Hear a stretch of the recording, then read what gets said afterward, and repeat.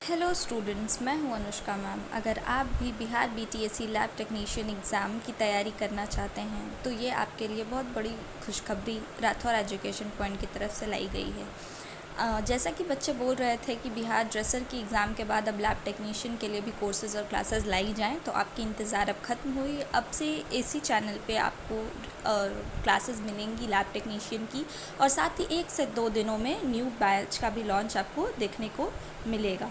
New batch जिसमें आपको पूरा का पूरा लैब टेक्नीशियन का सिलेबस कवर कराया जाएगा रिकॉर्डेड लेक्चर्स के थ्रू, और साथ ही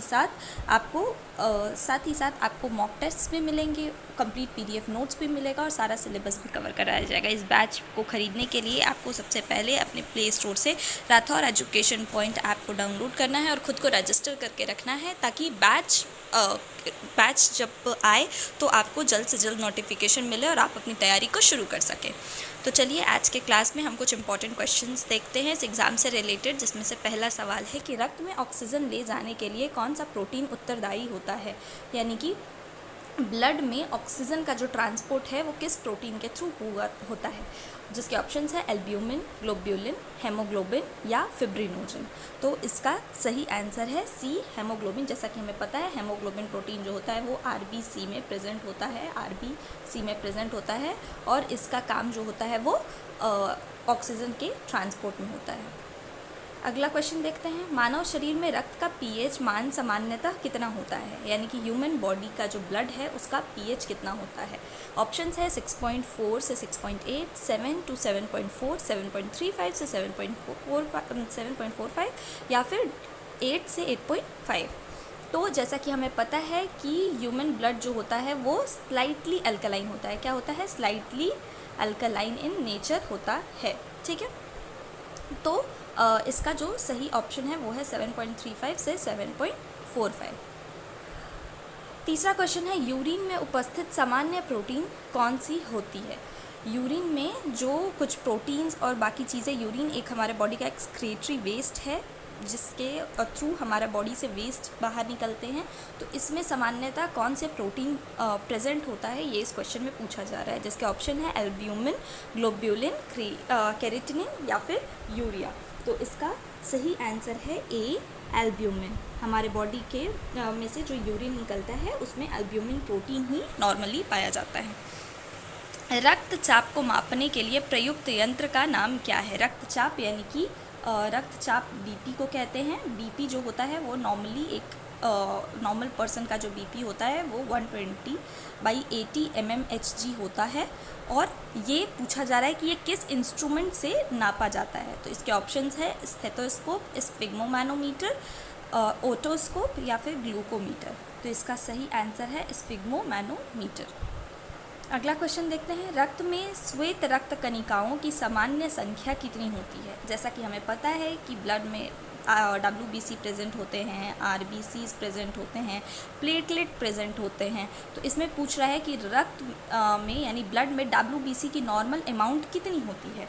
तो इसके ऑप्शन हैं 4000 से 11000 प्रति घन मिलीमीटर, या फिर 12000 से 15000 प्रति घन मिलीमीटर, या 500 से 1000 प्रति घन मिलीमीटर, या फिर 25000 से 30000 प्रति घन मिलीमीटर। तो इसका सही आंसर है 4000 से 11000 प्रति घन मिलीमीटर।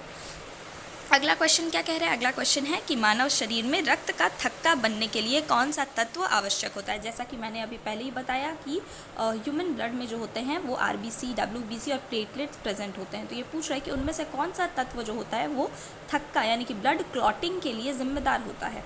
तो इसके ऑप्शंस हैं कैल्शियम, सोडियम, मैग्नीशियम या क्लोरीन। तो इसका सही आंसर हम सभी को पता है कि इसका सही आंसर होगा कैल्शियम। कैल्शियम जो होता है वो प्लेटलेट्स क्या हेल्प करता है ताकि ब्लड क्लॉटिंग आसानी से हो सके। अगला क्वेश्चन क्या है, मानव शरीर में सबसे अधिक मात्रा में पाया जाने वाला तत्व कौन सा है। ह्यूमन बॉडी में सबसे ज़्यादा पाए जाने वाला तत्व कौन सा है।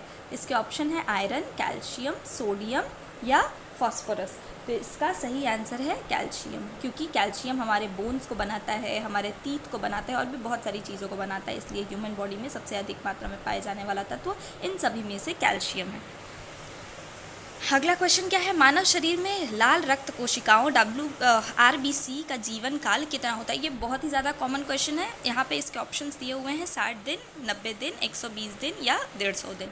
तो हमें पता है कि RBC का जो लाइफ स्पैन होता है वो सिर्फ और सिर्फ 120 डेज़ का होता है। RBC का जो लाइफ स्पैन होता है वो 120 डेज़ का होता है।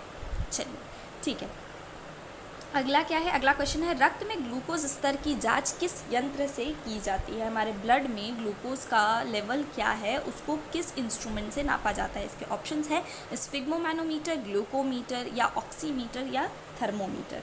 तो इसका सही आंसर, जैसा कि हमें नाम से पता चल रहा है, ग्लूकोमीटर। ग्लूकोमीटर जो होता है वो ग्लूकोज नापने के काम आता है। ठीक है, अगला क्वेश्चन देखते हैं। अगला क्वेश्चन क्या है, मानव रक्त में पाए जाने वाला एंटीबॉडी कौन सा है। मानव रक्त यानी कि ह्यूमन ब्लड में पाए जाने वाले जो एंटीबॉडीज़ हैं वो कौन कौन से हैं।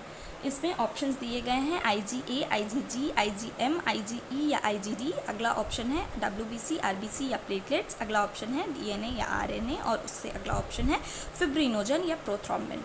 अब मैं आपको बता दूं कि यहाँ पे पूछा जा रहा है कि एंटीबॉडी कौन से हैं। ये जो हैं ये क्या हैं, ये ब्लड कॉर्पसेल्स यानी सेल्स हैं। ये क्या हैं, ये ब्लड सेल्स हैं। ये DNA RNA क्या है, ये न्यूक्लियस में प्रेजेंट होता है। फिब्रिनोजन और प्रोथ्रोम्बिन के बारे में मैं आपको बता दूं कि ये एक तरह का प्रोटीन होता है। ये क्या होता है, ये प्रोटीन होता है।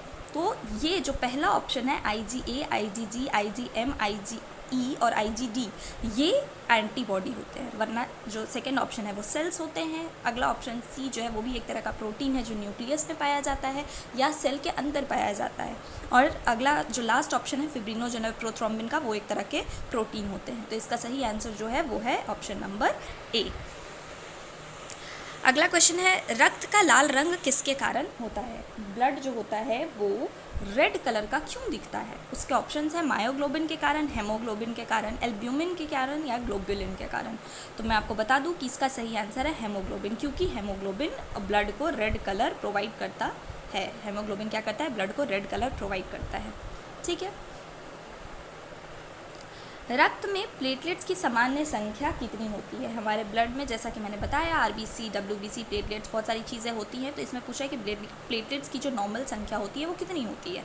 इसके ऑप्शन है 1.5 से 4 लाख प्रति घन मिलीमीटर, 500 से 1000 प्रति घन मिलीमीटर, 10 से 20 लाख प्रति घन मिलीमीटर या 500 से 300 प्रति घन मिलीमीटर।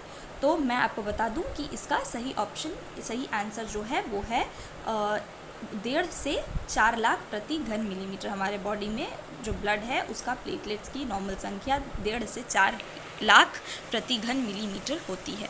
प्लेटलेट्स का काम क्या होता है, तो प्लेटलेट्स का काम हमारे बॉडी में ब्लड क्लॉटिंग का होता है। ठीक है, अगला क्वेश्चन देखते हैं, रक्त में यूरिया की सामान्य मात्रा कितनी होती है। हमारा रक्त जो होता है वो बहुत सारी चीज़ों का ट्रांसपोर्ट का काम करता है, जैसा कि हमें पता है। तो उन सभी चीज़ों में से एक है यूरिया। तो हमारे रक्त में यूरिया की नॉर्मल मात्रा कितनी होती है। ठीक है, ऑप्शन क्या क्या है, 10 से 20 mg/dl, 40 से 50 mg/dl या 100 से 150 mg/dl या 200 से 300 mg/dl। तो मैं आपको बता दूं कि इसका आंसर है 100 से 120 mg/dl। ठीक है, अगला क्वेश्चन देखते हैं, यूरिन में ग्लूकोज की उपस्थिति किस बीमारी का संकेत कराती है। देखिए, यूरिन में स्टूडेंट्स कुछ चीज़ें नॉर्मली प्रेजेंट होती हैं और कुछ चीज़ों का, यूरिन में कुछ सब्सटेंस ऐसे होता है जिनका दिखना जो होता है वो किसी डिजीज़ का, किसी बीमारी का लक्षण होता है। जैसे कि अगर हमारी यूरिन में ग्लूकोज दिख रही है तो वो किसी बीमारी का संकेत होता है। तो इस क्वेश्चन में पूछा जा रहा है कि वो किस बीमारी का संकेत है। तो ऑप्शंस में क्या क्या दिया हुए हैं, एनीमिया, डायबिटीज़ मेलाइटस या हाइपोरेक्सीमिया या फिर थैलीसीमिया। तो इसका जो सही आंसर है वो बहुत ही कॉमन है, डायबिटीज़ मेलाइटस। डायबिटीज़ मेलाइटस के केस में यूरिन में ग्लूकोज की मात्रा देखने को मिलती है। ठीक है, अगला क्वेश्चन देखते हैं, मानव शरीर में सबसे बड़ी ग्रंथि कौन सी है। मानव शरीर, ह्यूमन बॉडी का सबसे बड़ा ग्लैंड कौन सा है। ये बहुत ही कॉमन क्वेश्चन है जिसके ऑप्शंस दिए हुए हैं, थायराइड ग्लैंड, पेनक्रियाज या लीवर या एड्रीनल ग्लैंड। तो इसका आंसर हर किसी को पता होता है कि हमारे बॉडी की सबसे बड़ी ग्लैंड जो है वो है लीवर।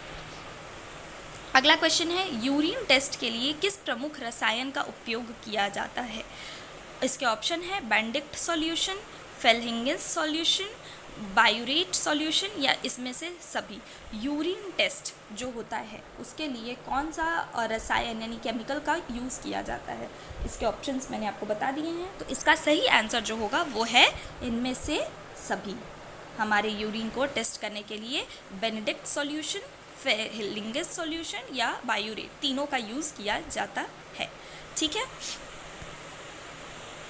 अगला क्वेश्चन देखते हैं। रक्त समूह की खोज किसने की थी? ब्लड ग्रुपिंग, रक्त समूह यानी ब्लड ग्रुपिंग। जैसा कि हम देखते हैं हमेशा कि ब्लड ए होता है, ब्लड ग्रुप ए है या बी है या फिर क्या है, या फिर ए बी है, ए बी है, या फिर क्या है ब्लड ग्रुपिंग ओ है। तो ये ब्लड ग्रुपिंग की खोज किसने की थी, उस साइंटिस्ट का नाम हमें इस क्वेश्चन में पूछा जा रहा है। ठीक है, ऑप्शंस में क्या क्या है, कार्ल लैंडस्टर या अंक्लेस्टर फ्लेमिंग या फिर गैगरी मेंडल या फिर विलियम हॉर्वे। तो इसका सही आंसर क्या है, इसका सही आंसर है कार्ल लैंडस्टर। ये जो थे ये ब्लड ग्रुपिंग का खोज इन्होंने किया था। ठीक है, HIV वायरस शरीर के किन कोशिकाओं को नष्ट करती है? HIV वायरस, जैसा कि हमें पता है HIV वायरस एड्स कॉज करता है हमारे बॉडी में। एड्स का कारण HIV वायरस होता है, एड्स का कारण HIV वायरस होता है। ठीक है, तो ये पूछ रहा है कि ये HIV वायरस जो है वो हमारे शरीर की किन कोशिकाओं को नष्ट करता है, किन सेल्स को डिस्ट्रॉय करके हमारे बॉडी में डिजीज़ कॉज करता है। इसके ऑप्शन है RBC, WBC, प्लेटलेट्स या लीवर कोशिका। तो इसका सही आंसर है WBC। ये हमारे बॉडी के WBC यानी कि इम्यून सिस्टम को कमज़ोर करता है, उसको बर्बाद करता है और हमारे बॉडी को कमज़ोर करता है। थायराइड ग्रंथि कौन सा हार्मोन स्रावित करती है? थायराइड एक ग्लैंड है हमारे बॉडी में जो कि कुछ हार्मोन्स सिक्रीट करती है। तो इसमें से उन हार्मोन्स का नाम पूछ रहा है, जिसमें ऑप्शन है इंसुलिन, थायरॉक्सिन, एड्रेनलिन या फिर प्रोलैक्टिन। तो इसका सही आंसर होगा थायरॉक्सिन। थायराइड ग्लैंड जो है वो थायरॉक्सिन हार्मोन बनाती है। इंसुलिन जो है वो पैनक्रियाज बनाती है, एड्रेनलिन जो है वो एड्रिनल ग्लैंड बनाती है और प्रोलैक्टिन जो है वो एक हार्मोन है जो कि पिट्यूटरी से बनता है। तो इसका सही आंसर है थायरॉक्सिन।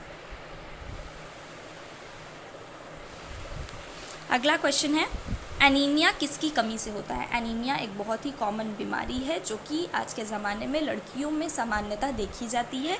तो इस क्वेश्चन में पूछा जा रहा है कि एनीमिया किस चीज़ की कमी से होती है, जिसके ऑप्शंस हैं कैल्शियम, आयरन, सोडियम या पोटाशियम। ये भी बहुत ही कॉमन सा क्वेश्चन है जिसका आंसर हम सभी को जनरली पता होता है कि एनीमिया हमारे बॉडी में आयरन की कमी के कारण होता है। इसलिए आपने देखा होगा कि आयरन वगैरह के जो टैबलेट्स हैं वो हॉस्पिटल में जनरली बांटे जाते हैं क्योंकि इसकी कमी से हमें एनीमिया की बीमारी देखने को मिल सकती है। तो स्टूडेंट्स आज के लिए बस इतना ही, फिर अगली क्लास में हम और सवाल के साथ मिलेंगे। अगर आपको लैब टेक्नीशियन बैच को ख़रीदना है तो आप हमारे राठौर एजुकेशन पॉइंट ऐप को इंस्टॉल करके रजिस्टर करके रखें ताकि बैच लॉन्च होने के तुरंत बाद आप हमारे बैच को ख़रीद सके और आपको इसका नोटिफिकेशन जल्द से जल्द मिल जाए। तो राठौर एजुकेशन पॉइंट को आप प्ले स्टोर से इंस्टॉल करें और हमारे बैच को ख़रीदें। Thank you.